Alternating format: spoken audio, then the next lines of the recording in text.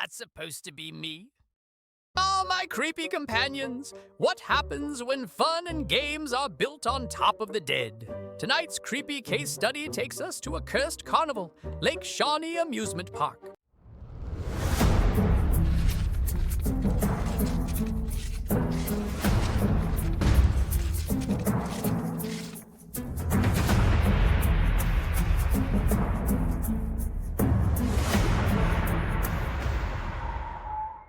The monuments of a once grand amusement park now stand rusted in disrepair. The Ferris wheel frozen mid-turn, the swings swaying only when the wind remembers. But long before the laughter died, before the carnival lights dimmed forever, this ground already carried a history written in blood, a place built upon tragedy, where joy was never meant to last.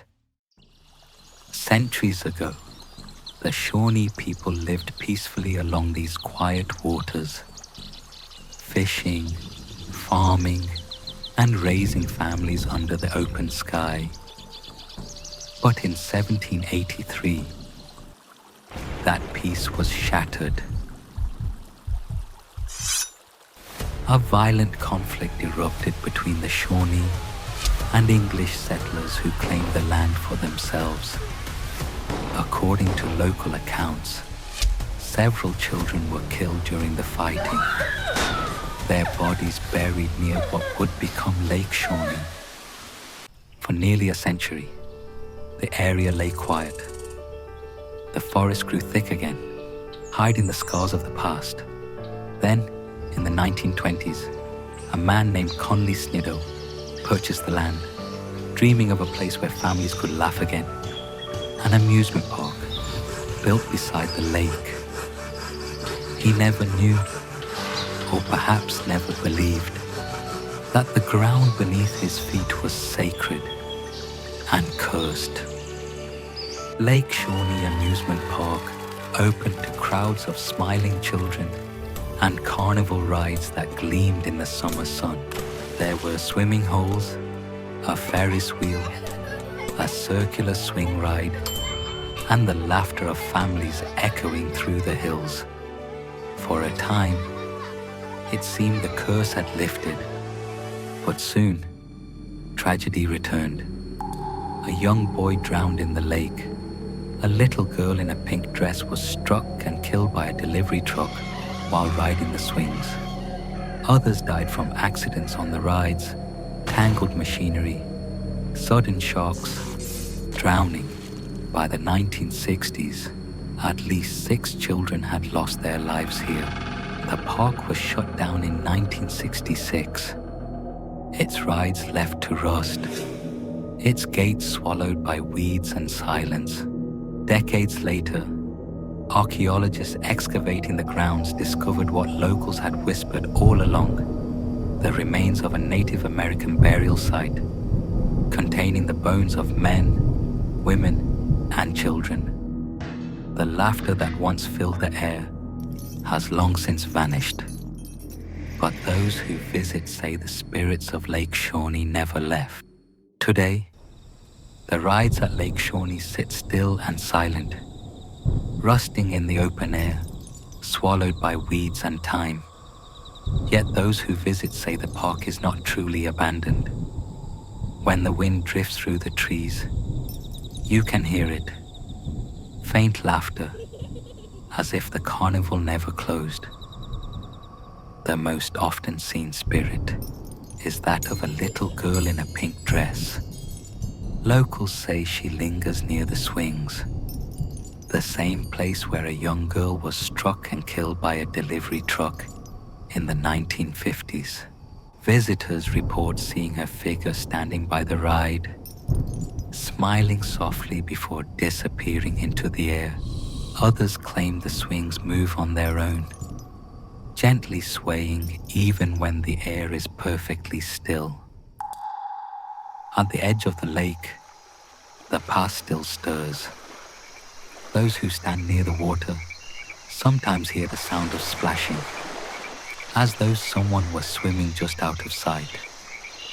A few say they've seen ripples forming in calm water, widening circles that fade without a sound. And on quiet nights, witnesses describe the faint reflection of a boy in the shallows, staring upward before slipping beneath the surface. But the hauntings of Lake Shawnee are not just ghosts. They are echoes in the earth itself. When archaeologists excavated this ground, they found the remains of 13 bodies, most of them children.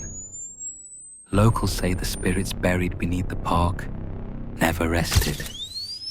Even now, visitors describe the feeling of vibration beneath their feet, a hum in the soil, as if something old still breathes below. After dark, the entire park comes alive with whispers. Paranormal investigators record strange voices calling out in the distance.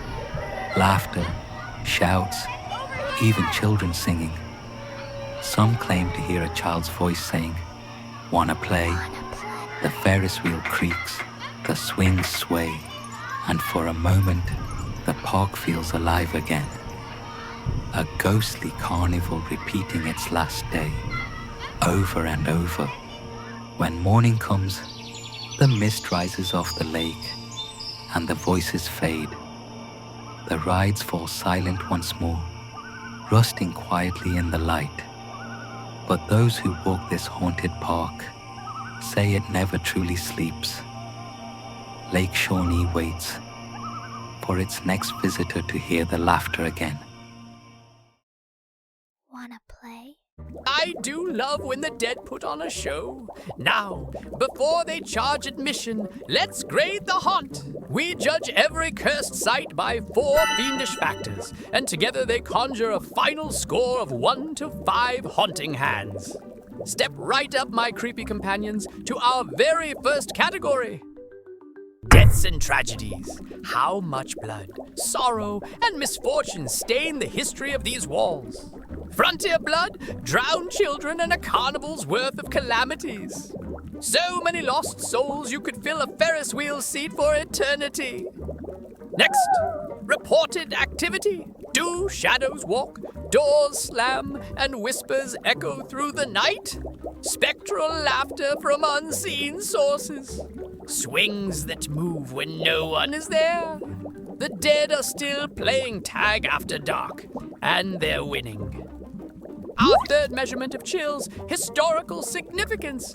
Was this place forged in fire, war, or infamy, giving weight to its legend? Built on burial ground, reborn as a theme park, and drenched in tragedy twice over. That's not history, my friends. That's a haunting syllabus. Finally, reputation. How do the living regard it? Do locals and paranormal pilgrims alike whisper its cursed name in dread? Known across the world as America's haunted theme park, featured on every list that keeps you up at night, and probably this one too. By my frightful formula, Lake Shawnee earns a terrifying 4 out of 5 haunting hands. That's 1 hand short of a high five, and I wouldn't recommend trying it. And so, my creepy companions, another case study in terror comes to a close. If you enjoy dissecting fear with me tonight, be sure to claw that subscribe button, give this video a ghastly like, and ring the bell to keep the spirits from growing restless. Until then, keep your lanterns lit, your courage bottled, and your curiosity properly caffeinated. I'll be watching the halls and the shadows. See you in the next investigation.